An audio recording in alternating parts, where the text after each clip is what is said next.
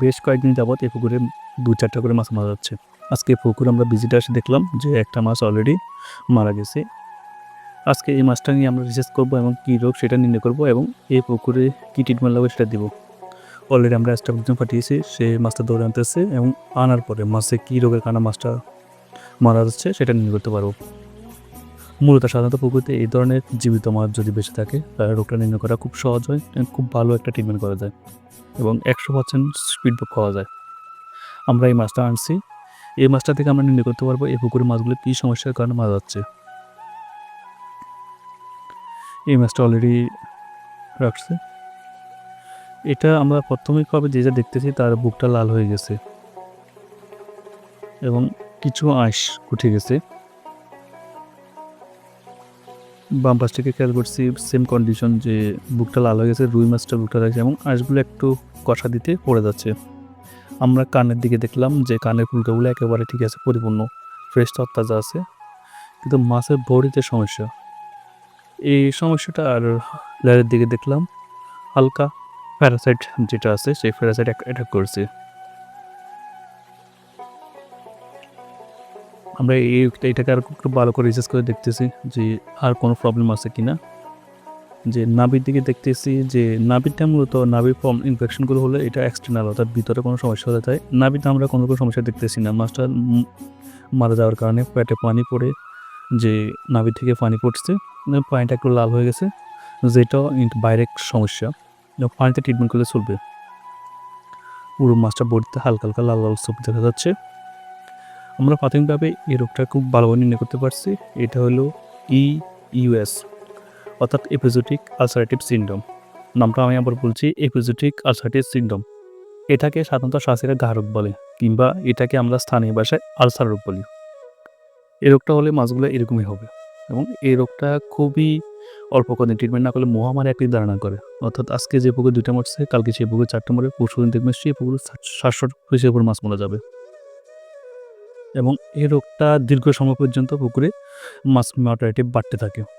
সুতরাং এটা ট্রিটমেন্ট করতে হবে। তারপরও আমরা হওয়ার জন্য এই মাছটার পেটের ভিতরে, অর্থাৎ ভিতরে আমরা যে এক্সটার্নাল যে প্রবলেম আছে সেটা দিব। যে দেখতে চাও যে মাছের ভিতরে যে আঁশগুলো বা ভিতরে যেগুলো আছে সেগুলো আছে কিনা। অলরেডি আমরা পুলকা যে মাছের ভিতরে যেগুলো আছে যে সেগুলো নিয়েছি এবং মাছের যে হিট বলা যেটা, সেটা ঠিক আছে। আমরা ভিতরে মাছের সম্পূর্ণ ভালো করি। মাছ যেভাবে থাকা দরকার পার্টগুলো ঠিক সেভাবে পার্টগুলো আছে। হৃৎপিণ্ড, হৃদ, কলিজা এবং মাছের যে স্টোমাক সবগুলো পাপড়ি ঠিক আছে, অর্থাৎ এই পুকুরের প্রবলেম হচ্ছে।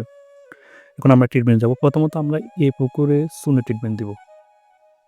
আমরা যখন চুন দিব তখন যেহেতু এপিজোটিক আলসারেটিভ সিনড্রোমটা মূলত ব্যাকটেরিয়ার জন্য হয়, এই পুকুরে আমরা চুন ব্যবহার করব 10 একর পুকুর। এখানে আমরা 15 বস্তা, অর্থাৎ 40 কেজি করে 15 ব্যাগ আমরা চুন ব্যবহার করব। পরবর্তীতে আমরা 1 দিন বা 2 দিন পর সেখানে একর প্রতি 2 কেজি হারে পটাশিয়াম পারম্যাঙ্গানেট ব্যবহার করব। অর্থাৎ এটা 10 একর প্রকল্প, সেখানে আমরা 20 কেজি পটাশিয়াম পারম্যাঙ্গানেট ব্যবহার করব। আশা করি এই দুটাই ডোজে অনেকটা কমে যাবে। এর পরবর্তীতে আমরা আবার পুকুরটা ভিজিট করে দেখব। যদি কোনো সমস্যাগুলো দূরীভূত না হয় তাহলে আমরা অক্সিটেট্রাসাইক্লিন গ্রুপের যে অ্যান্টিবায়োটিক আছে সেটা খাওয়ার সাথে মিক্স করব এবং সাথে দিয়ে ভিটামিন সি। অক্সিটেট্রাসাইক্লিন গ্রুপের 3 গ্রাম করে অ্যান্টিবায়োটিক এবং ভিটামিন সি 3 গ্রাম করে 5 থেকে 6 দিন মাছকে খাইয়ে দিব। এতে মাছগুলো অটোমেটিকলি সুস্থ হয়ে যাবে।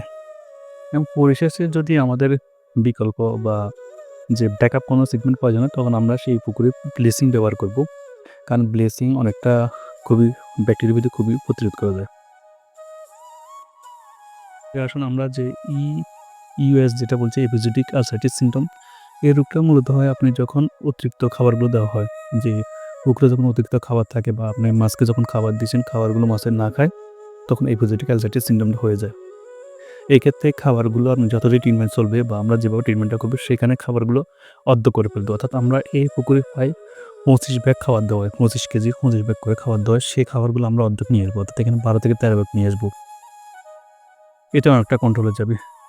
দ্বিতীয় কথা হলো, পুকুরে যদি কোনো ধরনের ময়লা আবর্জনা বা কোনো ধরনের ঝোপঝাট কিংবা পোকামাকড় থাকে সেগুলো আমরা দূর করে ফেলবো, কারণ ব্যাকটেরিয়া এসব মাধ্যমে খুব দ্রুত ছড়ায়। আর আমরা সাধারণত যে এপিজোডিক আলসারের সিস্টেম খুব দ্রুত কাজ করে তখনই যখন আপনার পুকুরের 20% পানি আপনি ফেলে আবার 20% নতুন পানি যোগ করতে পারবো, তখন সঙ্গে সঙ্গে ট্রিটমেন্ট দিতে বার হয়ে যায়। আসলে পানির পুকুরে এই ধরনের সম্ভব না। আর সর্বশেষ এপিজেডিক আলসারেটিভ সিনড্রোমের জন্য দ্রুত যে বিষয়টা কাজ করে সেটা হলো আপনি যদি এয়ারেটর বা কোনো কিছুতে পানি করে নাড়িয়ে দিতে পারেন, তাহলে বায়োসগুলো অটোমেটিক দুর্বল হয়ে যাবে এবং আপনি যখন চুন এবং পটাশিয়াম পারম্যানেন্ট ব্যবহার করবেন তখন অটোমেটিকলি এগুলো মারা যাবে এবং পুকুরটা আগের অবস্থা স্বাভাবিকভাবে ফিরে আসবে। যাক, এটা হলো এপিজেডিক আলসারেটিভ সিনড্রোমের সিস্টেম। চ্যানেলটি ভালো লাগলে সাবস্ক্রাইব করবেন, ভিডিওটি ভালো লাগলে লাইক করবেন এবং আপনাদের এর থেকে যদি বেটার ট্রিটমেন্ট থাকে আপনি আমাদের কমেন্টে জানাবেন। আশা করি আমাদের চ্যানেলটিকে আপনি সাবস্ক্রাইব করলে উপকৃত হবেন।